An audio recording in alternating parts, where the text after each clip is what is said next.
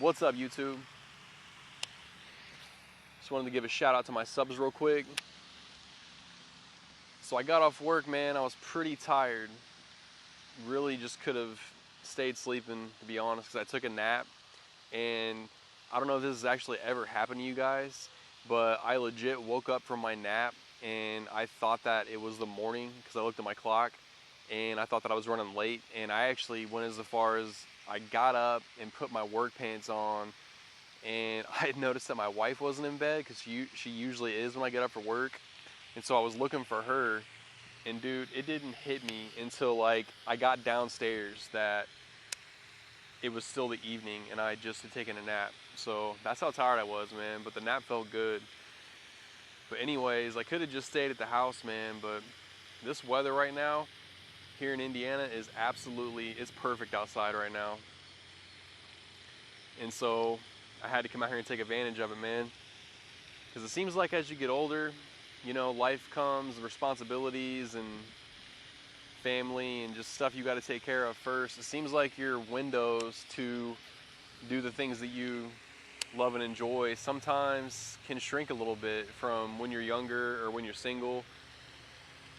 And so that's pretty much what it is, man. I saw a little window to get out here and fish, so had to do it, man.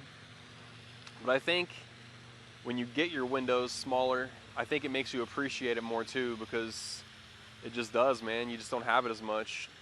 It's easy to take for granted something when you can do it like all that you want. But it's all good, man. Definitely just glad to be out here. Hopefully I can run into a fish or two. All right, guys, something I've been doing lately and experimenting with out here fishing is, and this is all bank fishing, by the way, I've been staying in one spot for the entire time that I fish, you know, whatever hour, 2 hours, however long it is. I've been staying, I mean, I'll walk a few feet to my left and to my right, but for the most part, I've been staying in one area because growing up, I was always under the impression that you just gotta move, right? Because when you're bow fishing, you know, you're constantly moving for the most part. And I think that's just what a lot of bass fishermen think you have to do. And obviously that's a good thing because, well, there's fish everywhere, and if you're not getting bites, you want to keep it moving ideally. It makes sense. But from watching videos and just learning more about bass are everywhere. So even if you're in one spot and you're not getting a lot of action, do you ever think about like how many fish are actually looking at your bait and you're just not getting them to bite? And I just thought that was pretty fascinating. There's actually some really cool YouTube videos where people use underwater drones, and it shows just that, man, just bass chilling and looking at your bait like 100 times and like, nah, I'm good. And so I think that's fishing, man. That's awesome. That's the challenge, to trigger that bite, you know, to see if you can fool them. Whatever you got to do, man, different techniques, going through different lures. And so I've been trying that, and I've had some success doing it, man. Like I'll be sitting in one spot and do pretty decent, and then other times not so much. But I just think it's cool though that it kind of just elevates the challenge to know that there are fish everywhere for the most part, and you just have to wonder, like I said, how many times did that bait just look at your lure and just be like, nope, I'm good. All right, guys, I guess I'll stop playing around. So this is what I've used the last couple times I've been out here, and I've done really well. And I don't know why. Well, actually, I do know why I didn't start with it. It's because I just like to mix it up, man. I like to keep a variety on my baits. Just keep a nice little change of scenery on it. But I haven't caught anything, man. I've been throwing them everything in my tackle box. So I put this lure back on, and let's just see if this is it, man. This just might be the lure right now for this pond, because I need something to save me from a skunk right now.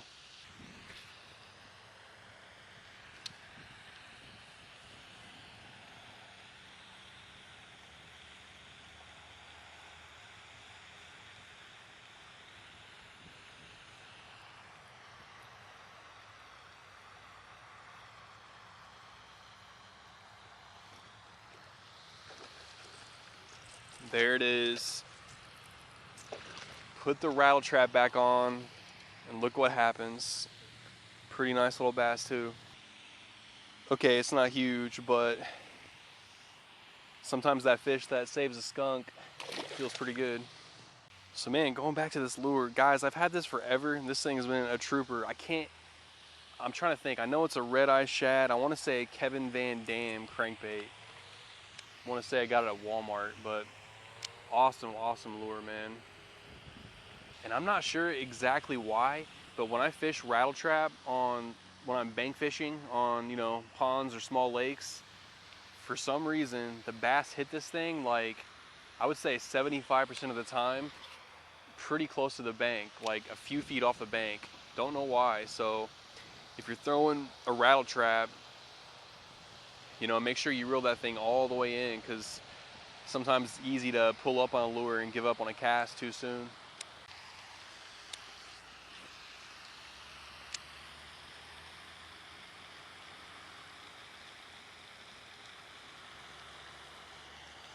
The other one feels a little nicer.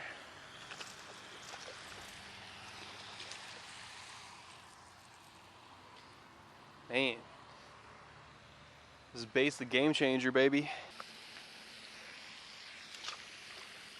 So we've been out here for a solid hour and I haven't gotten a bite, and I've caught those two bass within a few casts of each other on this rattle trap, man. So it's really fun too, man, when you can lock in on a bait and you just have so much confidence in the lure when you're throwing it. It just makes fishing so much funner.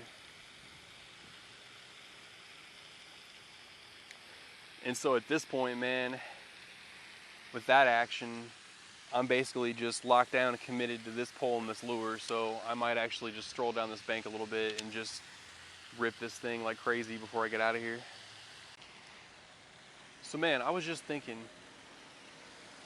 when it comes to fish schooling up, you always hear guys and see guys talking about it on big bodies of water, you know, big lakes, fish finders, looking for schools of fish. But what about on smaller, I would say ponds or small lakes? And then what's your definition of a pond and a lake? I would consider this a small lake, because if you can't cast like across the whole thing, or you don't walk around the whole thing in like one session, then I think that's a small lake in my opinion. A pond to me is something that you can just walk around, you can fish the whole thing in one evening, you can almost cast the other side. Oh, smashed that lure right at the bank. It's like I was saying, man, these guys, they love hitting this thing like right at the bank, and I don't know if they follow it in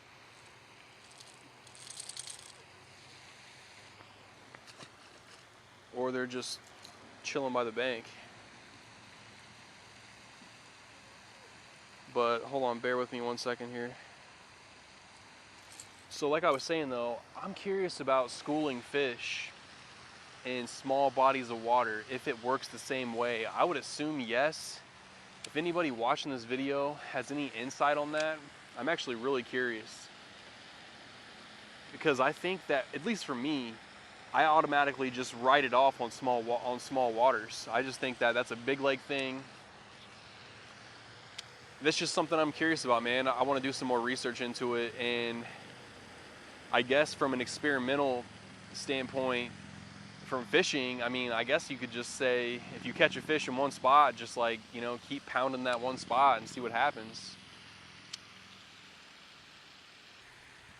that a fish? I can't tell if that's a fish. It is. Nice. Oh. This dude's fighting the hardest so far.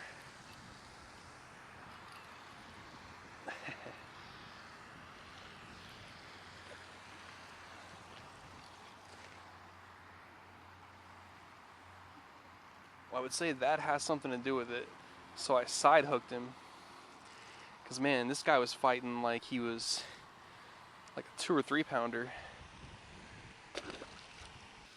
And man, I am just ripping this rattle trap, man. Just one speed, fast. But in the smaller lake like this, man, it's pretty grassy, so you almost have to keep it above the grass, unless you get pretty deep, then I can slow it down a little bit. But yeah, back to the bass schooling thing, man. And then I wondered, do they typically school more? I know they school in deeper water, but do they also school in shallow water? I don't know.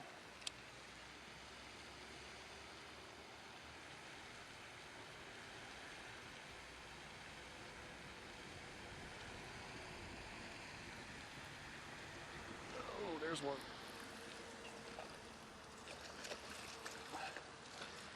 Man. Oh, it's a pretty decent one right there. But man, these bass are definitely up shallow and they're feeding right now, man. Hardcore. And don't be an idiot like me and walk away from your tackle box with your pliers in there. Because when you're using these treble hooks, you really want to have those pliers close by.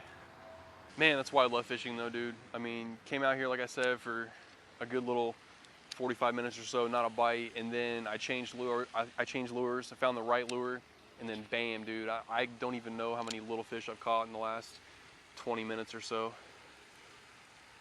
So much fun. You just never know what's gonna happen, man. That's why you just gotta get out here.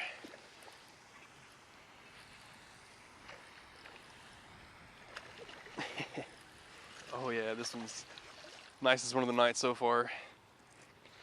Oh yeah. Man. Awesome. That is a nice bass right there.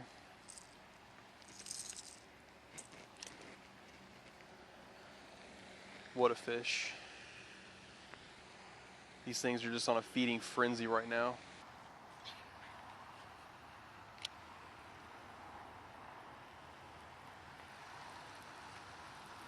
Little guy hit way out there.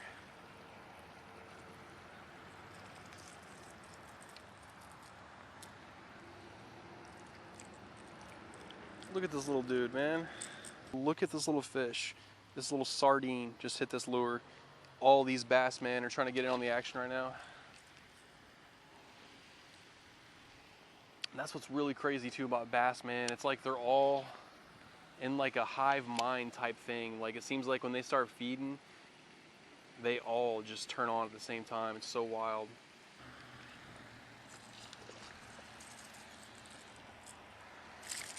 Ah, man, these bass cannot resist this lure.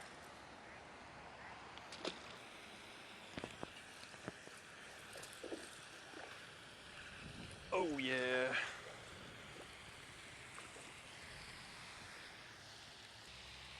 All right, guys, down to my last few casts before I get out of here. That was incredible, man. Total 180 from how the night started, from how I thought it might be. And one lure changed it all. Can't catch them on the couch. All right, guys, peace.